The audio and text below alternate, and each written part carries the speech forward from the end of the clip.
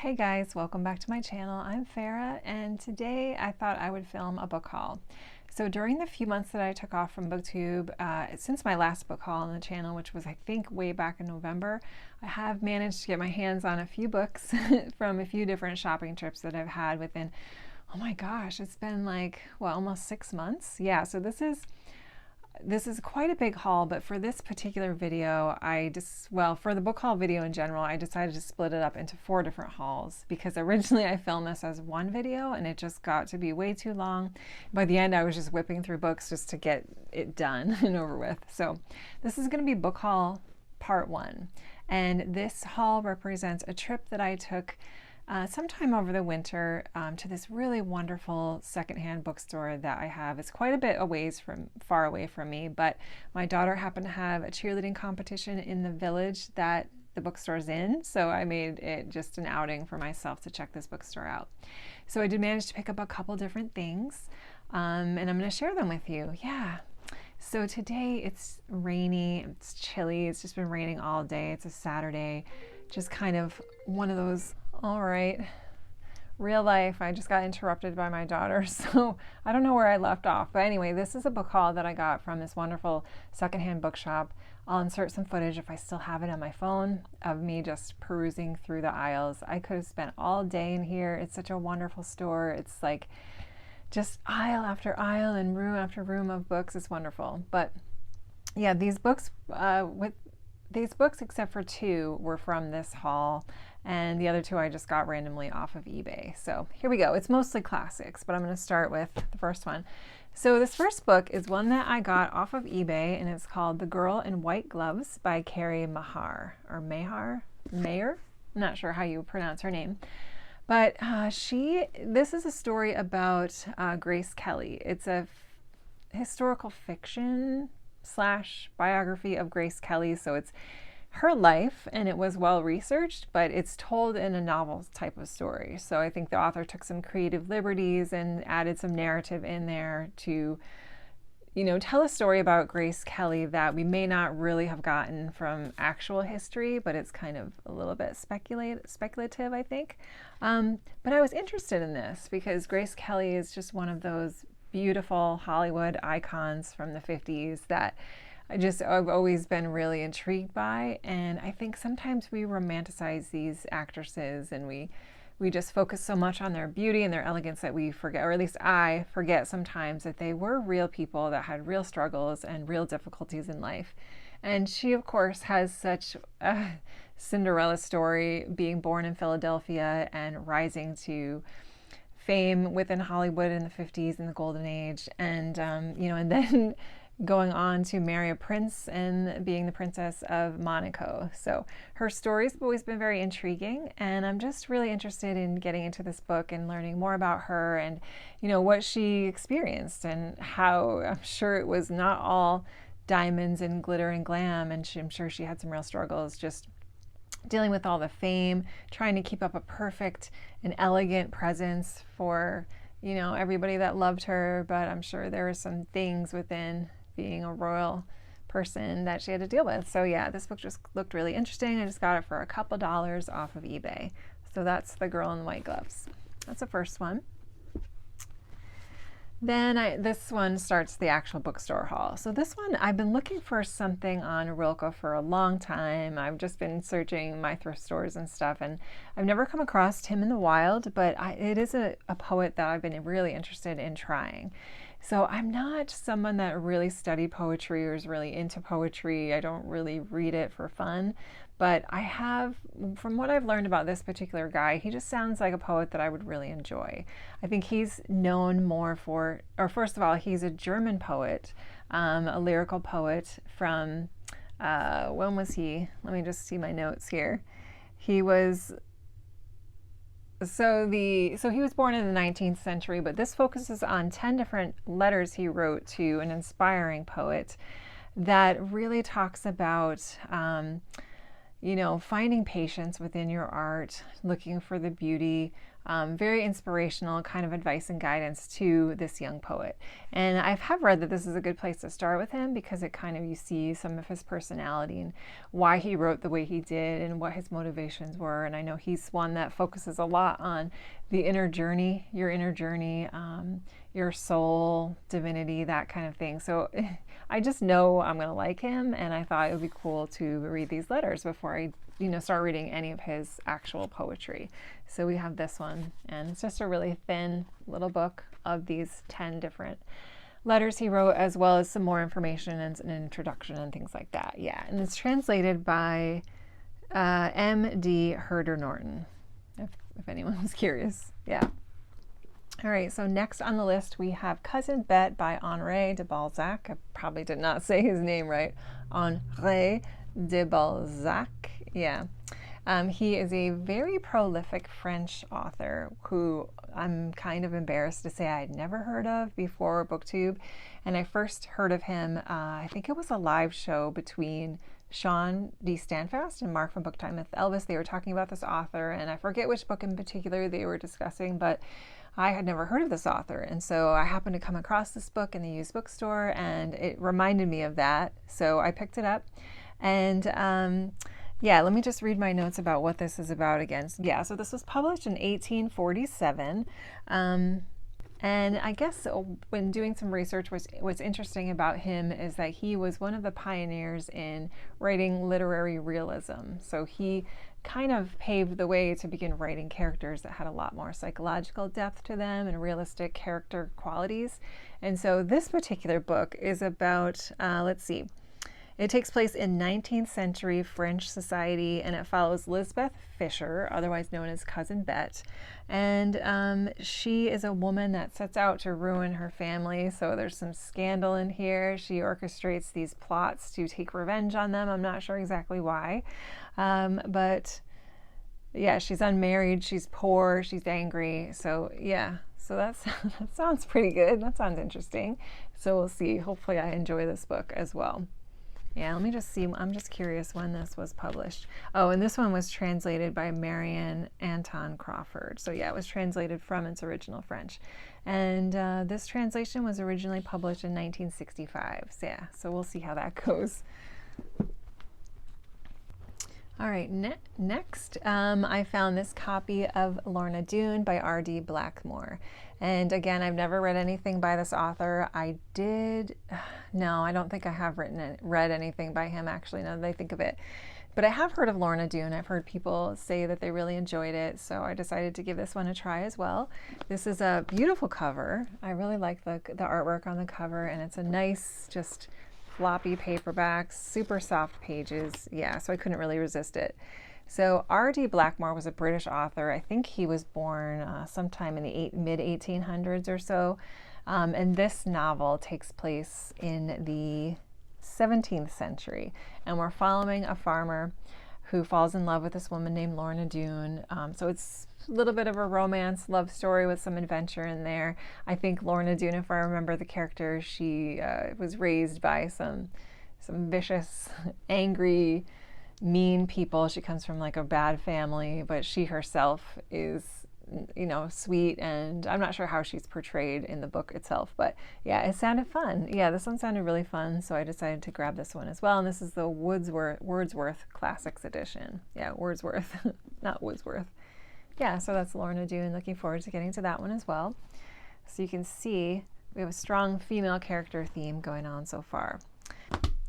All right, next I found this old Penguin Classics copy of Maul Flanders by Daniel Defoe, and I have not read anything else by Daniel Defoe before. I did start Robinson Crusoe quite a few years ago, but I set it aside. I never finished it. I do plan on finishing it though, but that's probably the only book that comes to mind when I think of his name. But yeah, Maul Flanders, I hadn't really heard a lot about this book. I don't think I've heard anybody ever talk about it on Booktube, or at least the videos I've watched. But yeah, so Daniel Defoe, he was born much earlier. He's another British author, but he was born, I think, in the 1600s, mid-1600s. And his novel is about this. This is an interesting premise. It's about this woman who she's born in prison. She's abandoned as a child. She grows up.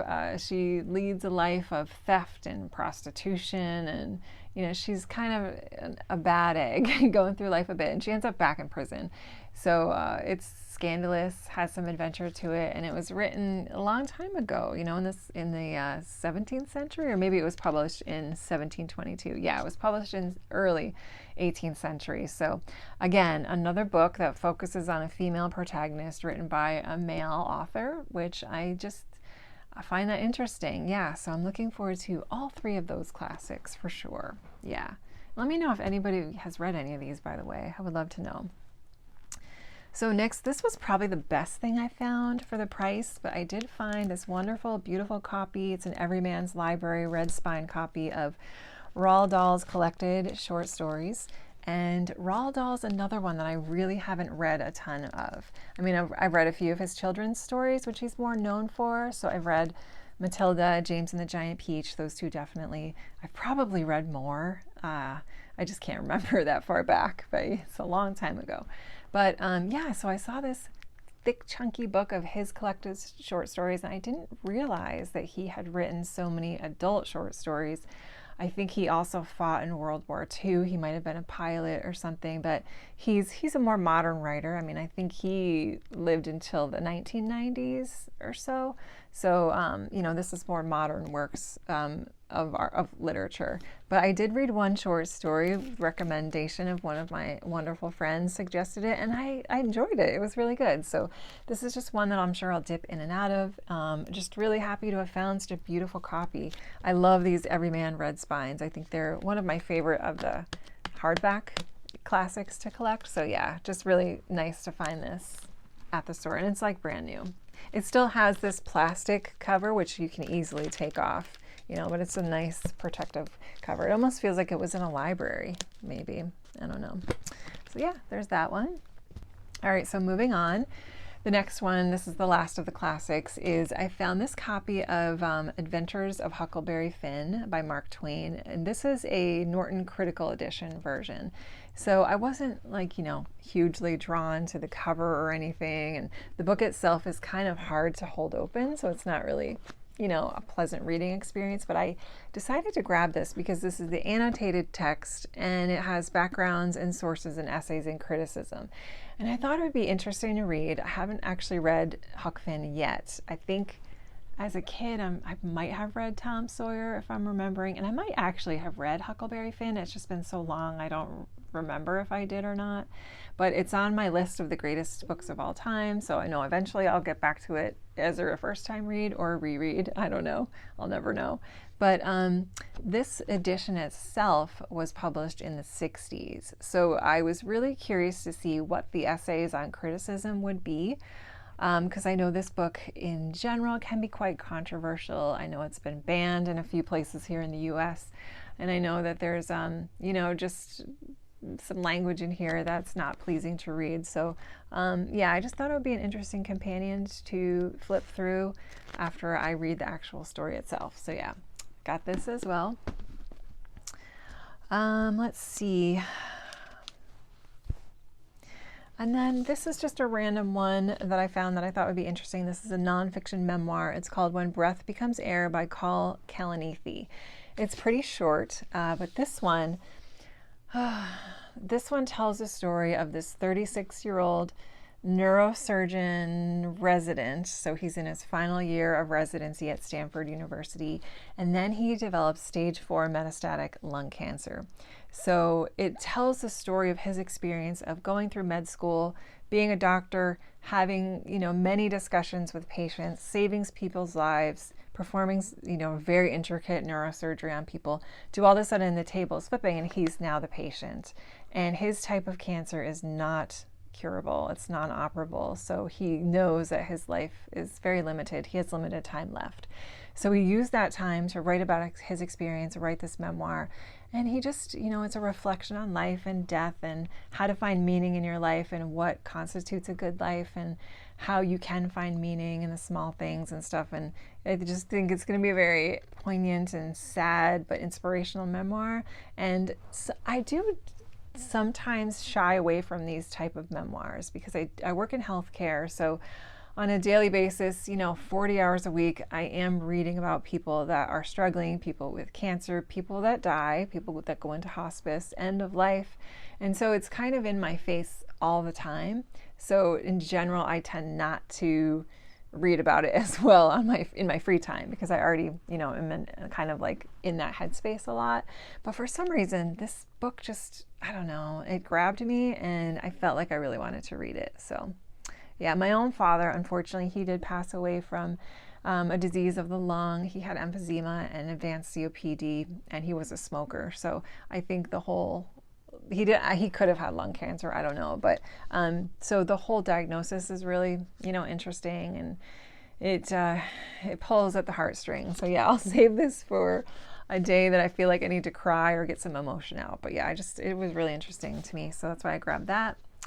And then finally, this isn't really a book, it's a cookbook, but I got it for $1. I just wanted to share. And this one is called A Dish for All Seasons by Kathryn, Pauline.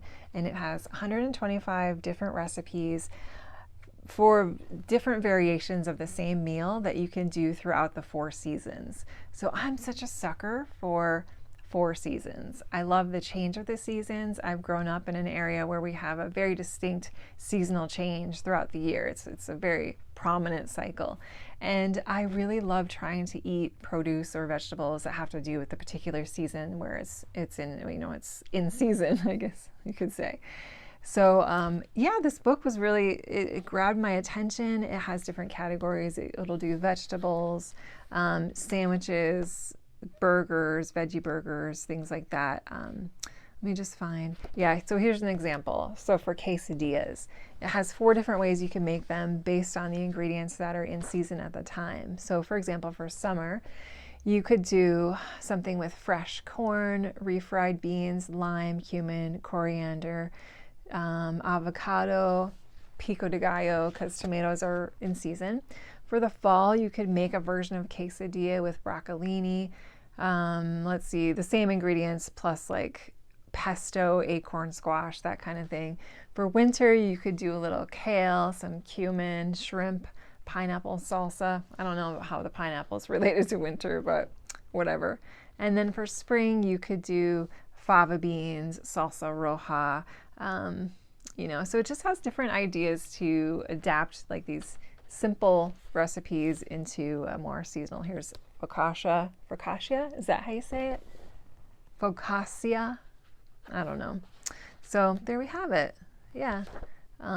Different versions of gratin. So yeah, I'm just going to enjoy finding some new inspiration for that. So that's it, guys. That's my part 1 of my book haul. The other book hauls are going to be one specifically dedicated to Agatha Christie stuff I found. There's going to be another one that's another kind of secondhand thrift store type of haul, which like similar to what I just did. And then the 4th one is going to be my birthday book haul. So books that I went out and bought brand new or I received as gifts. So I hope you enjoyed the video. And please let me know if you have read any of those, if you've enjoyed them, or if you were disappointed by them. I'm really curious to know. So thank you guys so much for watching. I really appreciate it. And I will talk to you soon. And I hope you guys have been able to find some of your own bookish treasures out there in the wild. And definitely let me know if you had. So yes, thank you. Have a great day. And I will see you guys soon. Take care.